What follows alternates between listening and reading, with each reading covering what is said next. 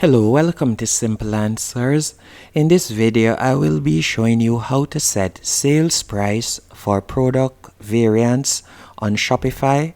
As you can see right here, the sale price right there, compared to if I were to tap on another product or another variant, you can see that it doesn't have a sale price.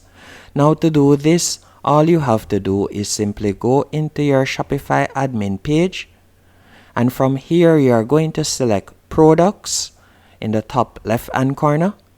Then you are going to tap on the product that you would like to put the variants on sale. Then you are going to scroll down until you see variants, and beside the product or the variant that you would like to put on sale, for example this one, the black and red, you are going to tap on edit, and you can do this with all of the variants. So you are going to select edit, then you are going to scroll down until you see price, and right where you see price, you are going to copy the price at the top right here, and you are going to paste it right where you see compare at price. Then at the top, you are going to put the new price, which would be the sales price. So let's say, for example, right there.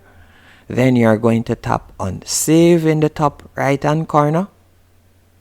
Now if I were to go back to the product page and refresh the product page, then select the black and red, which we put on sale a while ago. Let me scroll down and select the black and red.